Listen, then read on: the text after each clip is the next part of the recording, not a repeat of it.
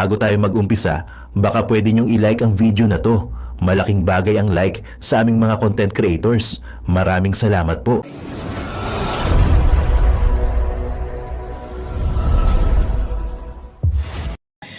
Katulad ni Lisa Tanas na pumunta sa Amerika para magsingot-singot, magbiga-biga lang, mag-party-party at gagamitin niya kunyari working visit, yung pala singhot visit. Kaya meron silang kasamahan na yun nga, hindi pa tapos yung hindi pa tapos yung investigation na allegedly ay namatay sa singhot. Lisa Tanas, alam mo meron akong pinaka-sensitive na information na natanggap.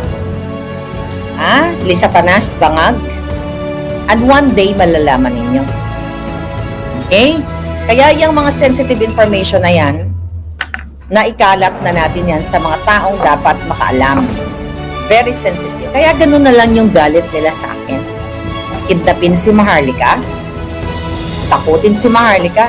Hindi umubra yung kaso nila kasi nilalabanan ko legally So, dahil si Lisa ay sanay mangidnap, yun ang kanilang ultimate para kidnapin ako dito sa the Netherlands. So, pakatandaan ninyo lagi, si Lisa Tanas, kahapon ang dami nagtatanong sa akin, nasaan daw ba si Lisa Tanas?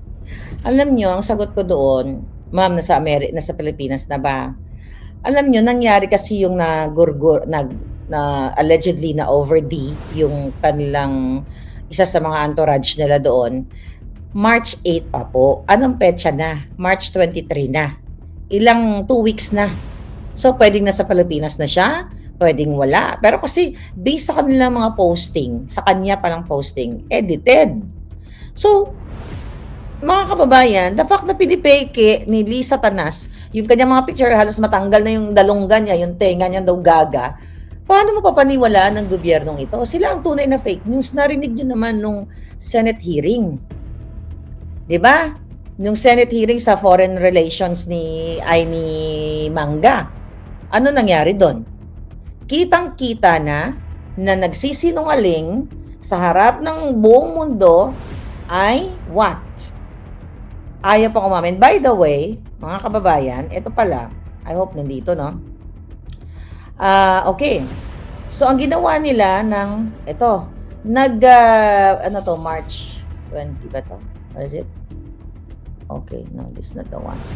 So, parang nag-request ang Malacanang na yung mga a-attend doon na mga sinungaling katulad ni Torre. Yun, yung mga nag-group effort para idukutin ng Pangulong Duterte o kidnapin ng Pangulong Duterte, bigyan ng executive immunity. Na ibig sabihin, kahit magsinungaling sila, wala silang pananagutan doon. Nakita nyo yung kawalang hiyaan ng gobyernong ito. Dahil nakita nung first hearing, few days ago, nakita ninyo yung kasinungalingan nila. Dapat nga sabi ko, ikinontempt na ni Amy Marcos lahat yun Dahil nakita ng Malacanang, ng mga bangag, na namimilipit yung mga dila ng kanilang mga kasabwat sa pagdukot kay Pangulong Duterte. Ngayon, nire-request nila sa Congress na bigyan ng executive immunity yung mga hunghang na kasabwat sa pagdukot kay Pangulong Duterte. So, anong kalaban-laban ng bayan dyan, mga kababayan? Okay? Nandito. Anong laban ninyo? So, okay lang, magsinungaling sila, harap-harapan sila, tapos wala silang pananagutan. Tapos yung mga vloggers, pipilitin nila sa entrapment nila sa kanilang panggipit na, kapag hindi ka nag-sorry, iko-contempt kita. By the way, hindi ko pa rin natapos yung hearing na yun, Panood ko lang talaga yung dalawa. Hindi ko pa napanood si Attorney Trixie, sila Marks at si Joey at yung iba pang nagsalta. Hindi ko pa napapanood kasi nga busy ako dito. Nakita nyo yung double standard, actually double standard is an understatement yung kadyutahan na lang, yung kawalang hiyaan ng gobyernong ito. Pag sila bibigyan ng executive immunity, tanong natin kay Spokesary yan kasi sa mga lawyer kung pwede ba yan ginagawa na. We'll talk about that later kasi may show din tayo dyan sa I hope makapasok ako mamaya kaila Prof. Ana tsaka Spokesari, no? Kasi nga alas 11. I have to be ready in 5 minutes pala kasi may event mamaya. So mga 11 yata sila mag-start. So nakita niyo yung kawalangian. Kaya I challenge you guys. Uy, we're 21,000 live viewers. Are you kidding me? Thank you, Palangga. Thank you so much. Warren, thank you. Ruby, thank you. Felisa, thank you. Peridot, thank you. Chung, MJ, thank you. Wow, I hope I have a lot of time, no? Pero mamaya, mag-update po ako sa inyo at makikinig tayo doon sa kung ano man sasabihin ni Inday, kung sino sa may mga tao doon. I don't know kung sino yung mga nandoon. Pero for sure, ang mga Pilipino nandoon. So, hindi ko alam. Oh, by the way, meron taga Pilipinas kanina kahapon na meet ko. Sabi ko, saan po kayo galing? Sabi niya, sa Pilipinas, pagpamilya. Sorry, madam, hindi ko nakuha yung mga pangalan ninyo. Dami kasi natin, no? Hindi ko na matandaan lahat yon.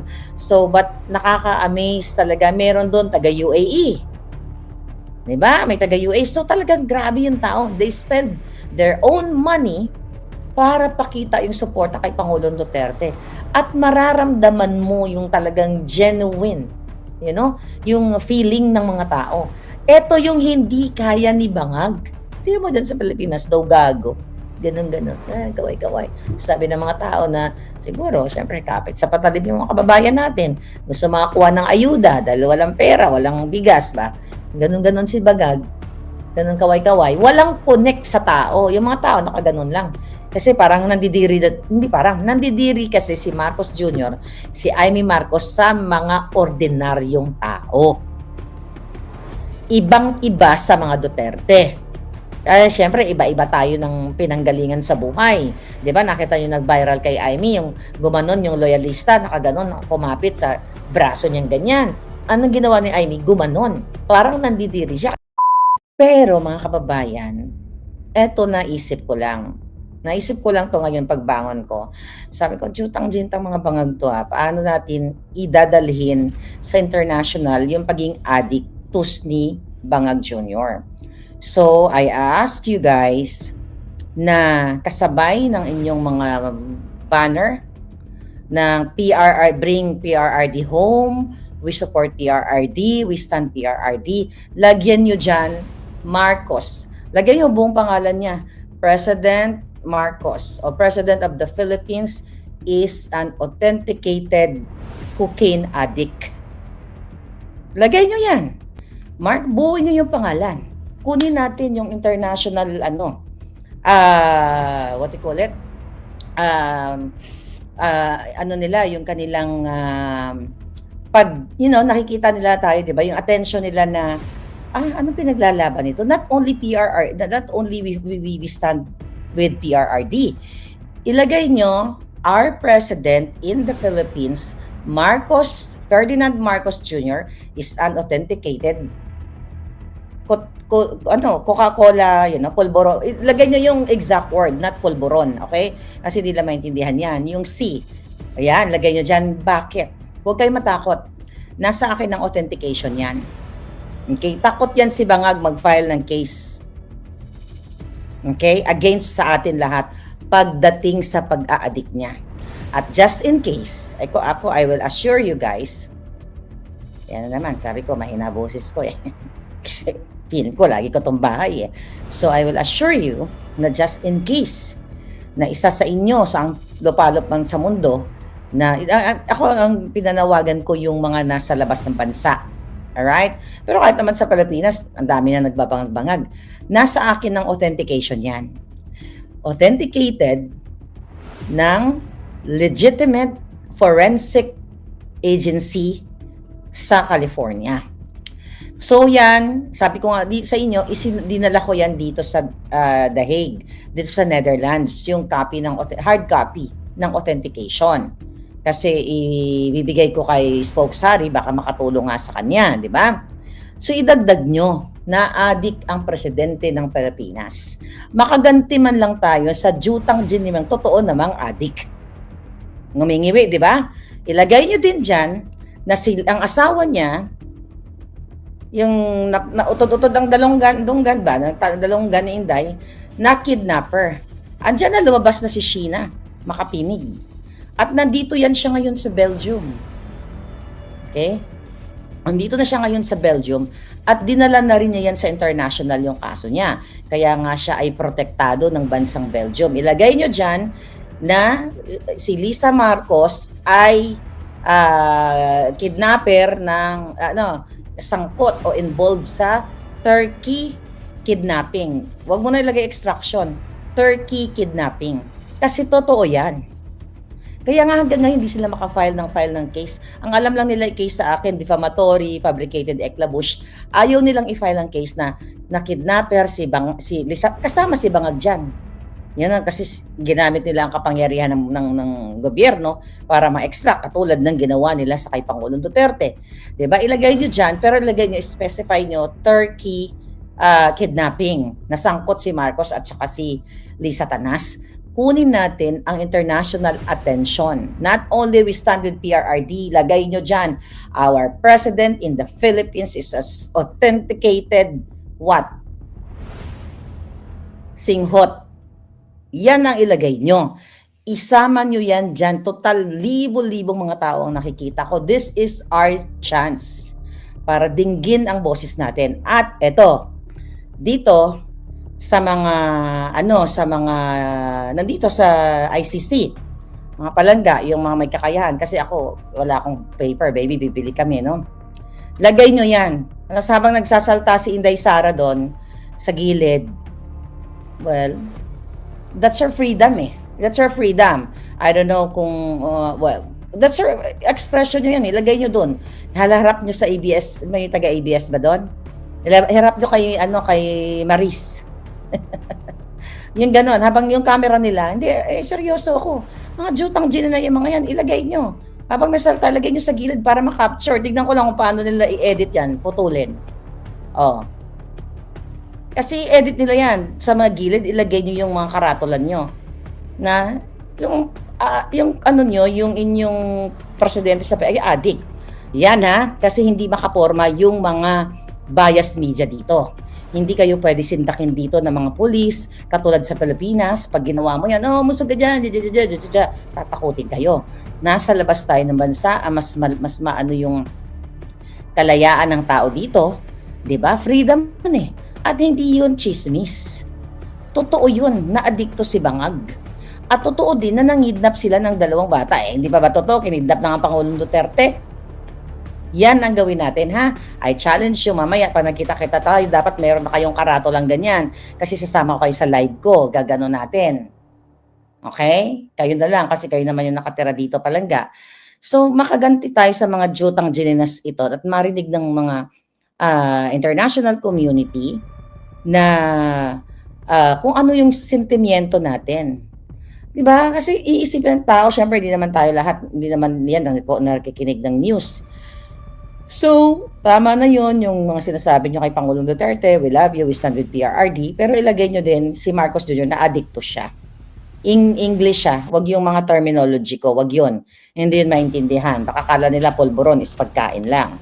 So, yan ang gagawin natin all over the world. Wag kayong matakot. Dahil tinatakot, sinisindak tayo. Nakita nyo yung mga ginagawa sa vloggers sa Pilipinas. Tinatakot tayong lahat. Tapos nagtatanim sila ng fake news. Martial law ito. Ito na ang tunay na undeclared martial law. Lahat gusto tayong gurgurin. So yan, magsama-sama tayo. Kami ng mga palangga ko at mga kababayan ko, we traveled, from LA papunta dito para ipakita ang suporta sa kay Pangulong Duterte at sa inyo. 'Di ba? Kasi hindi naman ako makauwi ng Pilipinas dahil gugurgurin ako. Kung patas sila lumaban, nasa kalsada na ako. Kaso, paano ka uuwi dyan sa Pilipinas? Tatamnan ka na ng polboron. Si Pangulong Duterte nga, former president na. Nakipagkontsyabahan sila. Diba? Ako, anong panlaban ko? Alindog lang. You know what I mean? Hanggang alindog lang ako. Laman akong baril. Right? So, hello Palangga, thank you so much. Teresita Pan at saka si Palangga Glenn Pretty, thank you so much. So ngayon, yan ang gagawin natin. So gusto ko lang sabihin sa inyo na ito lang ako. This is my personal view sa nangyayari ngayon kay Pangulong Duterte, merong good. Well, good and bad na ma-explain ako based sa aking observation. Good kasi una, nagsakripisyo ang Pangulong Duterte, nag-sacrifice man ng Pangulo sa pag-extract sa kanya, pag-kidnap sa kanya ni Lisa Tanas at ni Bangag, pero mas nakita yung good thing yung naidulot ninyong mga mga Filipino abroad at dyan sa Pilipinas, na talagang kusa kayong lumabas, uma-absent kayo sa trabaho kasi pinaramdam nyo na talagang marami pala talagang mas maraming sumusuporta kay Pangulong Duterte. Yun yung kapalit ng extraction nila o ng kidnapping. At ang nakikita ko din, yung si Pangulong Duterte nakapagpahinga. I'm sorry dun sa mga nagka-campaign. Alam ko, yan din naman yung ni Pangulong Duterte, yung gusto niyang manalo yung kanyang mga kandidato. But habang nagkukwentuhan kami, sabi ko parang maganda na rin siguro nangyari na, it's not maganda dahil kinidnap siya, no? Ang sa akin lang, parang,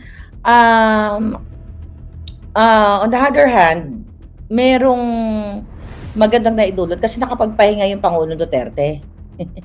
Kasi hindi naman siya actual kulungan, di ba, na parang Alcatraz, siya nakapunta sa Alcatraz or katulad ng dyan sa atin sa Pilipinas. So, para lang siyang room and everything. So, parang nakapagpahinga siya. Kasi nga, ako kasi, although I support syempre lahat ng mga kandidato ni Pangulong Duterte, kung ako lang ang anak, kunwari lang, this is just me. Forget about my, bahala kayo kung anong i-interpret nyo. Parang nakapagpahinga yung Pangulong Duterte. Kasi, we have to accept na yung katotohanan talaga sa Pilipinas kung saan-saan na lang kinakaray ang Pangulong Duterte. Right? When I say kinakaray, kasi kailangan din niya magpakita yung support niya. Pumunta sa Hong Kong, pumunta sa ganito, sa mga rally. Kasi kung akong anak niya talaga, gusto ko mag-retire na lang siya. Kasi ang dami niya he's done sa paggawa niya ng sa Pilipinas. Ginawa niya na yung gusto niyang gawin. So parang para sa akin at 80, kung ako ang anak ni Pangulong Duterte, which is alam ko yun din yung nararamdaman ko kay Inday. I'm sorry kung mali ako, Vice President, pero excited nga ako makita si Pangulong Duterte paglabas niya kasi baka tumaba siya o maliwalas yung mukha niya dahil rested siya, siguro nakapagpahinga siya, nakatulog siya. But ganun pa man, ito ay somehow iniisip ko rin divine intervention kasi mas lalong nakita ni Bangag kung gaano kagalit ang taong bayan sa kanya. Mas lalong nakita ng international community kung paano mahal ng Pilipinas si Pangulong Duterte. Di ba?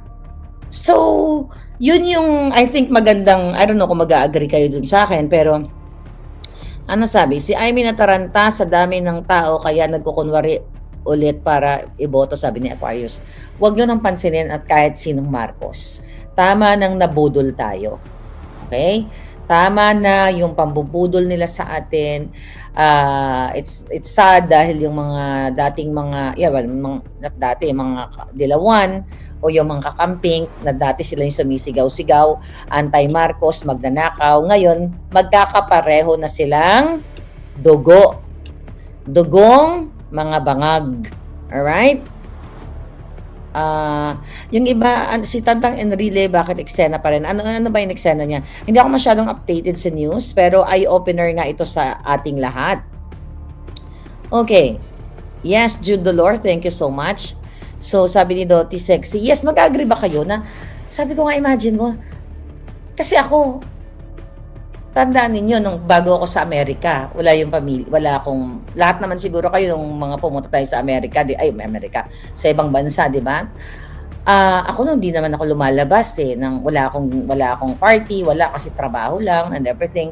So, alam nyo na halos lahat yung mga kwento ng buhay ko na bago ako sa Amerika. So, makakapag-rest ka. So, parang siguro si Pangulong Duterte, parang bakasyon sa kanya. Kasi natatandaan ko nung sa Senate hearing, sinabi niya, gusto nga daw niya magbakasyon sa The Hague.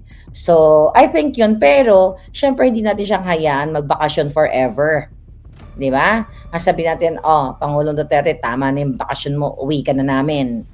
'Di ba? Hanggang bukas ka na lang diyan. Tama na 'yan, baka bakasyon diyan sa ICC.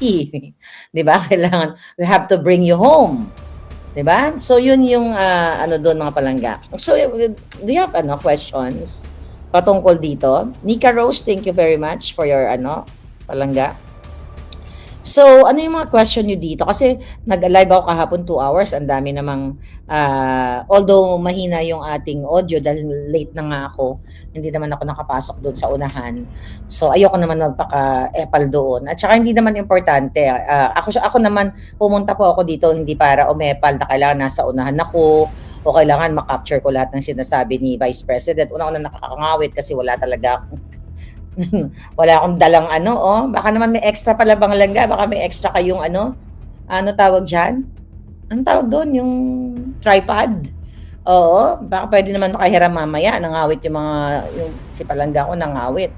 So walang nung nagplan kami pumunta dito, gusto lang namin ipakita yung suporta kay PRRD at saka sa mga Pilipino. So, wala yung epal-epal kung sino makaunang makakuha ng scoop. Wala naman tayong ganun, hindi naman tayo katulad ng mga media na nag-uunahan. At saka dun sa, I don't know kung sino yon, napansin ko lang yung nag-interview dun kay Inday, kay Vice President, halos nakailunokin na yan, parang halos nakaganon sa mukha ni Inday, oh. 'Di ba? Yung telepono, wag ganon. Wag ganon. Dapat yung tama lang yung angle. Kasi iba, talagang akala mo sana magpa-picture tayo, Miss Maharlika. Pupunta ako dyan sa Thursday. Anong date yun palangga? Ruby Valle. O basta kapag nandiyan ako, wala namang problema. Picture tayo forever. Kaso lang, hindi tayo makasigaw ng, ng bangag-bangag, kulang yung saya dahil bangag-bangag, dapat may mga ganon. But again, we have to respect the community. Okay, ano daw? Federina Francis, 50,000 euros po ba talaga ang allowance ng ICC na nakalaan para sa legal na mag-present kay PRRD? Hindi ko alam. Nabanggit ba ni Inday yan? Hindi ko alam palangga, so hindi ako makapag-comment dyan. Pero huwag kang mag-alala, sige, i-research natin yan mamaya. Sabi ni Chrissy Jane, regards na lang kay Tatay Digong. Tanongin natin kung actually, kasi parang may nagsabi sa akin na pwede yatang magpalista doon para magbisita kay Pangulong Duterte. Ako, I would love to. Gusto ko na magpalista doon. Subukan lang natin. Gusto ko, pero kasi ang dami nagpapalista. Ako okay na rin ako kahit hindi. Basta ang importante, hindi naman tayo ang importante. Ang importante, family. 'Di ba? Wag naman tayo magpaka-feeling family kung hindi naman tayo family, 'di ba? Ako okay na ako na may update. But syempre, pag nabigyan ka ng chance, 'di ba, na magbisita ka, why not, 'di ba? Historical 'yon. Imagine mo, nakabisita ka sa former president na pinakamagaling na presidente na pumuksa sa mga extortionista dyan sa airport, pumuksa sa mga kawatan, 'di ba? Mga tax evader katulad nila Lucio Tan, 'di ba? So, it's an honor, darling. Okay? Sabi ni Ron Coloma, tanong ko lang, madam, kung nag-try ba ang Philippine press interview na interviewin ka? Hindi. Hindi naman mag-interview yung mga yan. Mag-interview lang yan sila kapag kasiraan mo. 'Di ba? Kasi 'di ba nung nagbida-bidahan itong mga nag-file ng cases sa akin, pinost nila, although nag-email sila sa akin, nag-request sila ng hindi sila nag-request ng interview komento. Gusto nila mag-comment ako. Ayoko ng mga kumikomento, gusto ko live para walang cut-cut, para masabi ko kung anong gusto ko. Ayoko ng kinakat ka. Alam mo naman ang media. So, kung tape 'yon, wala tayong kalaban-laban 'yon. They can twist it or hindi nila i-ere. Pero kung live, why not? I'm always ready, darling. Hi, Dens. How are you? Palangging. Kapag na-interview ka ng mga Pinoy media dito na alam mong bias, so palpalin mo ng mataon. Actually, si yata is from the media, local, si Bong. Kasi nakita ko parang journalist yung kanyang I think, media siya, pero mabait naman siya mukhang kakampi natin. Si Bong, kagahapon. Ayan Grabe sa Saskatoon, Canada. Grabe kahit nagsusnowy, nakikita nyo? nagpapakita ng suporta yung mga kababayan natin. Si Bong David, ayan, nag-interview. Marami nag-interview doon sa akin, mga local yata sila. Wala namang problema sa akin. Kahit anong interview nila, gusto nila pag-usapan namin si Bangag, yung pagiging addictus, di ba? Kaso hindi naman nila pag-uusapan yon. Yes, mag-iingat tayo. Mag-iingat talaga tayo dahil alam naman natin, okay lang naman kasi may tatlo akong Navy SEAL na meron tayong Navy SEAL na nakaantala sa nakabantay. May tayong mga di ba? Pag nagloko-loko yung mga hitad. Alright, next. Update, anong tanong nyo dito? Well, everyday naman nagbibigay ng update si Inday, di ba? Kahapon sinabi niya na si Pangulong Duterte nga nakakain na ng rice, nahingi ng Coke Zero, then yung sabi ni Inday na tipid-tipid rin niya yung parang yung konteksto ng sinabi ni BP Sara na tipid-tipid niya yung Coke, dalawa muna din. Dalawa ngayon kasi ang gusto yata ni PRRD 3 times a day yung Coke Zero. At ang sabi ni Inday, it's not about na Coke Zero yan pero may ingredients na artificial sugar na pwedeng makaharm sa kanya or later on baka magkaroon ng cancer or what, 'di ba? Sabi daw ni Pangulong Duterte, let's deal with that later. 'Di ba? Talagang hanggang sa anytime, any day, kumbaga ang Pangulong Duterte, grabe yung kanyang sense of humor pa rin. Si Maya Mashimoto nagbigay ng pangkape. Oy, mga hitad, may pangkape na daw tayo. Thank you very much. Thank you, Palangga. Ayan. Thank you, Ma'am Carmela. Ay, no. I think Maya, Maya Mashimoto. Oh, what is your question, Palangga? So, watching from Imus Cavite, watch and learn. Gusto ko lang kayo palalahanan. Nagtatanim po ng fake news ang Bangag administration. So, mag-ingat kayo sa pagpo-post. Well, mag-share kayo dun sa mga legitimate na pinapollow ninyo, like vloggers, magtingin kayo sa akin dahil tinitignan natin yan kung peke yung mga tinatanim sa atin. And syempre, yung mga documents na sinishare sa atin ng mga puting ahas, chine-check natin yan kung ano ba, kung legitimate pa yung papel or what. Kasi yan ang gusto ngayon ni Bangag. Tatakutin kayo isa-isa, huhulihin kayo. Kaya mag-ingat po kayo sa posting. Sila ang may gawa niyan. Even though nag-mail sa inyo, nagme-message, Miss Marlica, or ganito, ganyan, ako po ay police, ako po ay ganito, ako po ay ganyan, Huwag kayo basta-basta nagpapaniwala. Right? Thank you, Tess. So ngayon, yan ang inyong pakatandaan lagi. Sa inyong, thank you, Roach. So, pakatandaan ninyo lagi. Si Lisa Tanas, kahapon ang dami nagtatanong sa akin, nasaan daw ba si Lisa Tanas? Alam nyo, ang sagot ko doon, ma'am, nasa Pilipinas na ba? Alam nyo, nangyari kasi yung na allegedly na over D, yung kanilang isa sa mga entourage nila doon, March 8 pa po. Anong petsa na? March 23 na. Ilang 2 weeks na. So, pwedeng nasa Pilipinas na siya, pwedeng wala. Pero kasi, based sa kanilang mga posting, sa kanya palang posting, edited.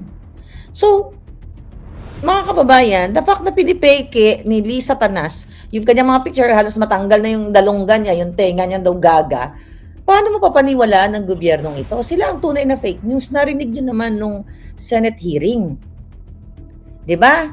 Nung Senate hearing sa Foreign Relations ni Amy Manga. Ano nangyari doon? Kitang-kita na nagsisinungaling sa harap ng buong mundo ay what? Ayaw pa kumamin. By the way, mga kababayan, ito pala. I hope nandito, no?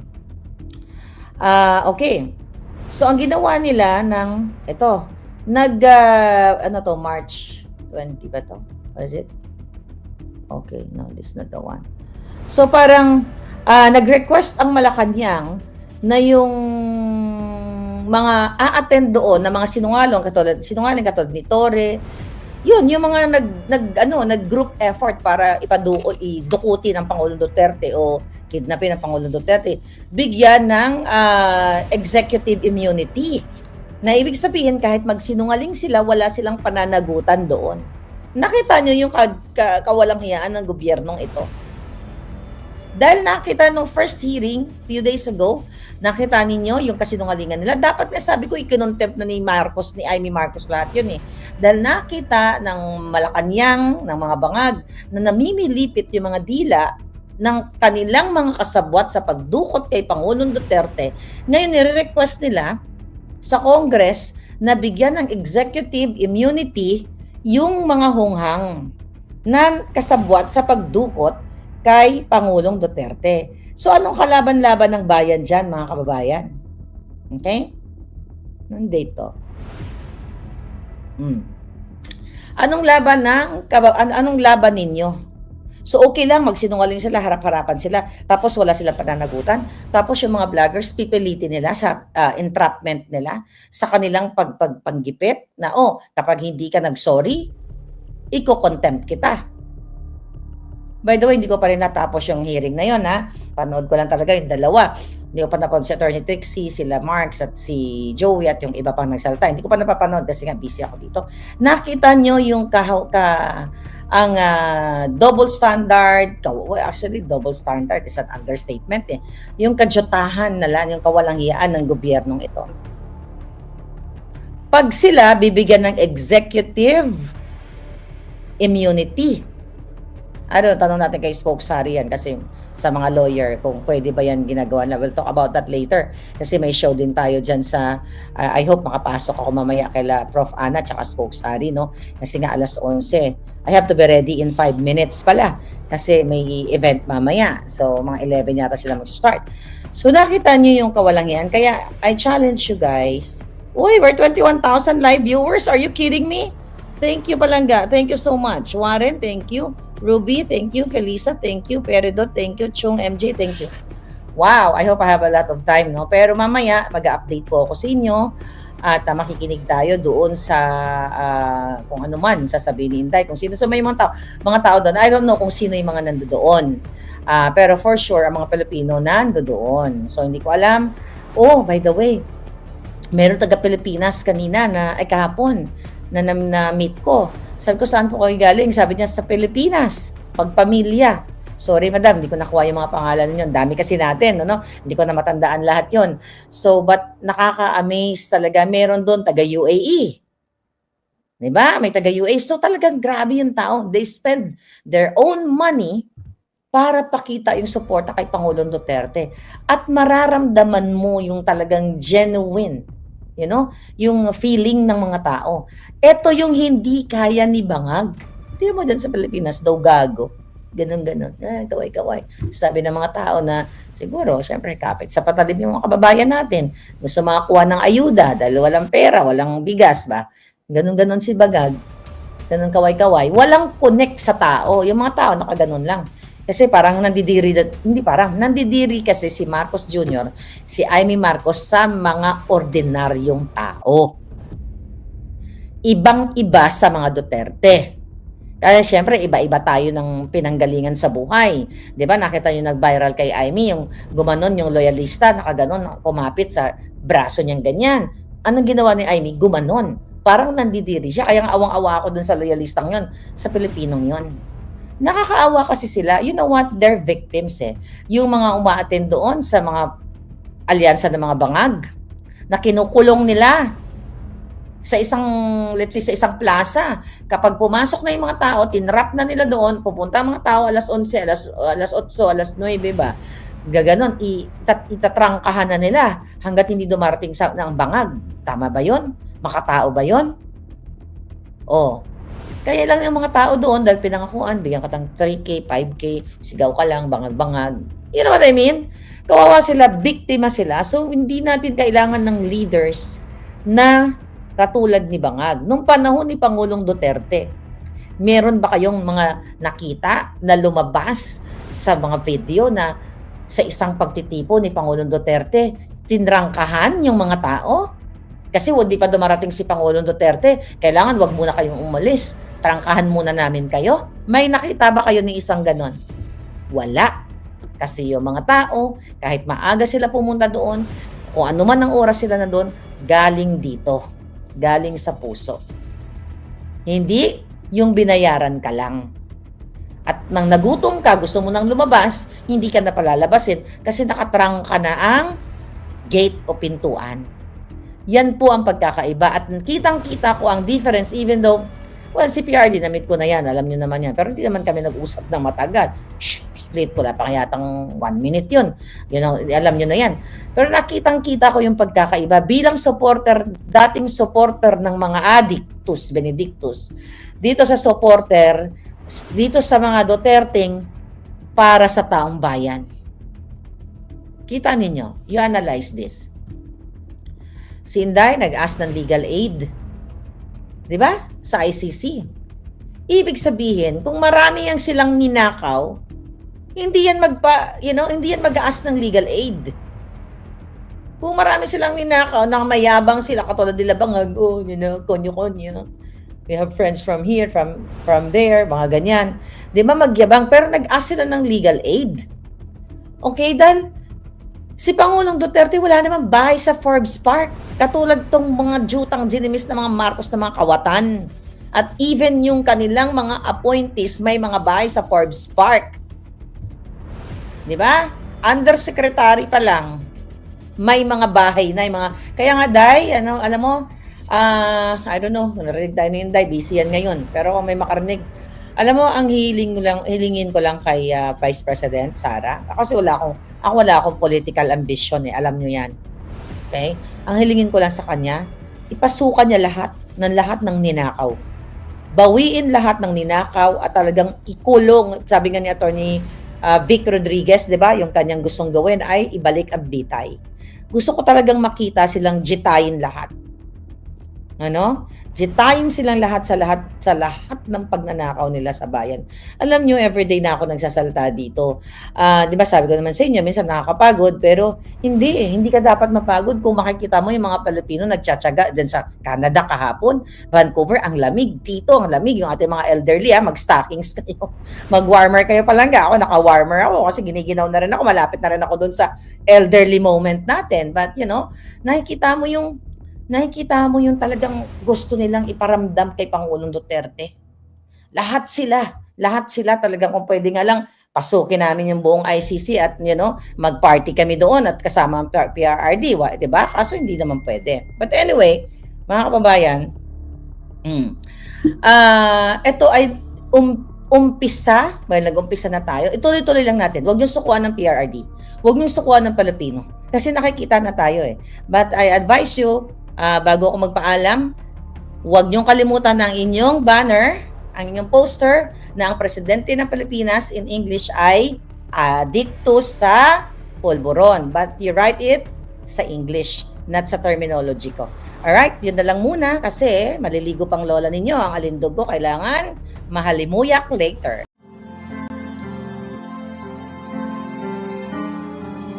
Ang ganda ng melody ng song. Ang bayan ko'y pinagpala pagkat sa aming pinigkang iyang isang biyaya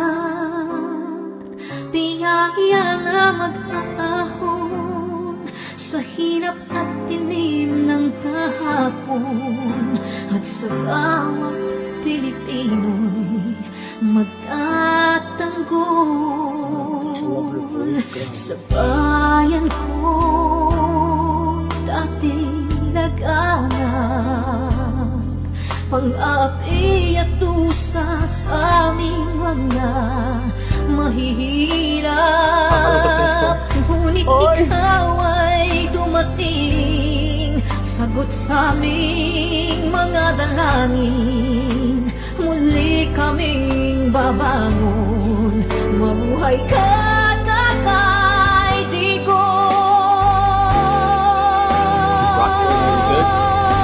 Ama, maraming salamat. Aming mga mata'y minuhulat, gawain ng masasalamat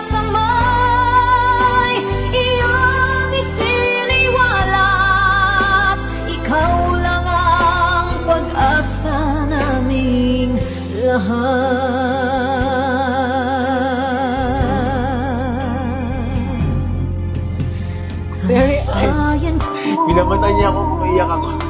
Pilipinas, muling makikilala at itataas. Katahimik ay maghahari sa ating puso'y mamamayani. Mga ngiti sa labi, di mapapawi.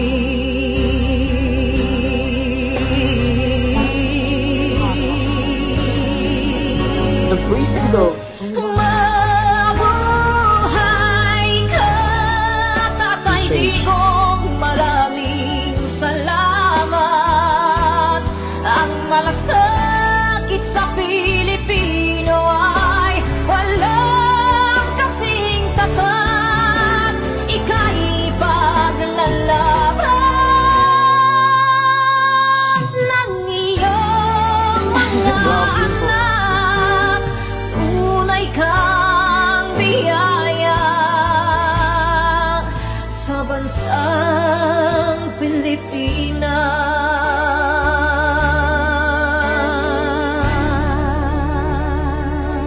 haba. Gosh. Irene Oikawa. Nay, ito na yung bayad ko sa isa, ano? O, kunin mo yung isa. Isa muna, iyan, no? Tapos, isa pa, di ba? 4 dapat na sardinas, eh. Yan. 3 na. Pang-4 na sardinas. Okay na.